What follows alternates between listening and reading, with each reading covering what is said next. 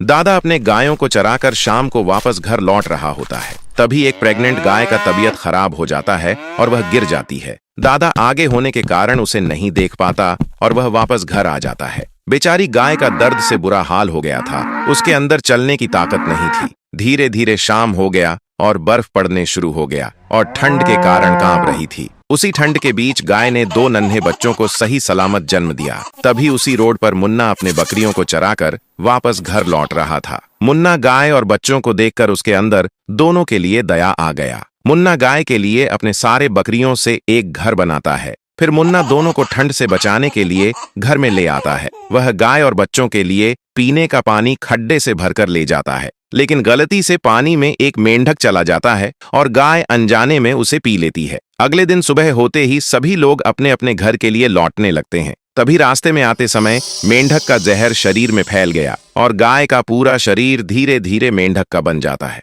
गाय घर जाकर दादा से सारी बात बताती है, लेकिन दादा उसे पहचानने से इनकार कर देता है और बेचारी गाय को मार मार कर घर से भगा देता है। गाय अपना शरीर ठीक करने के लिए किंग मेंढक के पास जाती है। किंग मेंढक समुद्र का सबसे ताकतवर किंग था, उसी के कहने पर सब होता था। गाय उससे अपना शरीर वापस पहले जैसा नॉर्मल करने की भीख मांगती है, लेकिन दुष्ट किंग मेंढक उसकी एक नहीं मानता और गाय को वहां से भगा देता है। फिर गाय अपना गुजारा करने के लिए समुद्र से निकलकर एक जंगल में चली जाती है। तभी कुछ मधुमक्खियों के झुंड ने गाय के ऊपर हमला कर दिया, जिसके कारण उसका शरीर ठीक हो गया, लेकिन उसके शरीर पर मधुमक्खियों ने घर बना लिया। फिर गाय जंगल से निकलकर एक गांव में चली गई।